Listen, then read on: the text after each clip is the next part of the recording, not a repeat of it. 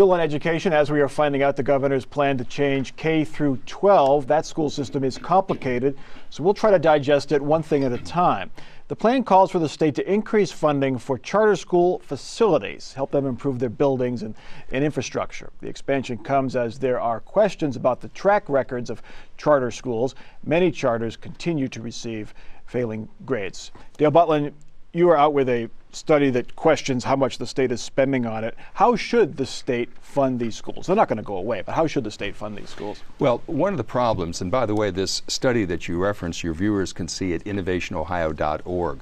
But we came up with three major conclusions. Number one, and I think the average person in the state has no idea, that charter schools cost the state over twice as much per pupil as do regular schools. That's point one. Point two, and maybe this gets to your question, Mike. The reason for that is because the way that we allocate money to charter schools is based on what it costs a regular school to educate a child. But charters don't have anywhere near the costs that the regular schools do. For example, they pay their teachers about $34,000 a year. Regular schools about $57,000. There's no busing costs. There's no transportation costs for charters because under the law, traditional public schools have to provide transportation for every student in that district. They're also free of regulation. So they get overfunded, and it comes at the direct expense of the kids, of the 90% of kids who are in regular public schools. Yeah, they take it away from the public schools to give to the charters. So should they just set a separate set of money out there? But wouldn't that take away from public schools as well? Well, there's, as I say, what you don't want to do is take away more than it costs, more than the traditional school is going to get if the kids stayed there. And right now they get about 6.5%, every child gets about 6.5% less in a traditional public school than the state itself says they need. Charter schools, part of the governor's theory of having the money follow the pupil. Right. Well, and part of it is involving the parents, because if somehow you could legislate parental involvement, that dramatically improves success. So I think part of it is giving the parents the option. If their public school is not working, then they've got some other alternatives. But it's here to stay. Even the President of the United States, Barack Obama, and some other Democrats have recognized that choice is important. It's helpful to parents. So it's here. It's a matter of fine-tuning. And Dale and I did a program this morning. Dave Yost, the state auditor, was there. And the state auditor is going to be tough on charter schools as well as public schools. And like on attendance, currently charter schools have to do monthly attendance, whereas the public schools only have to do it once a year. Julie, I mean, the oversight, we see these, we saw the school in Columbus, which has been 5 years failing grades, 5 years. They've lost a lot of money, questions about where the money went. It still took 5 years to shut it down. How does that help the system?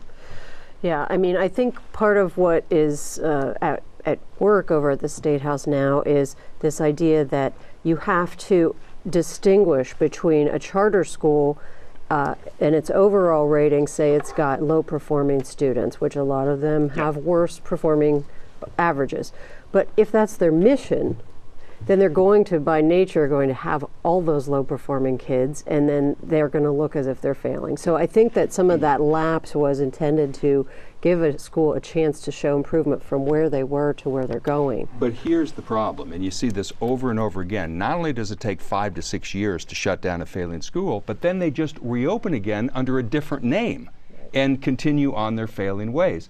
Right now, of the 300 charter schools, roughly 300 charter schools that are rated by the state on the Student Performance Index, the average charter is in the bottom 8% of the traditional school buildings. There's only 2 dozen that are over average. And one last thing, Mike, if I may say this.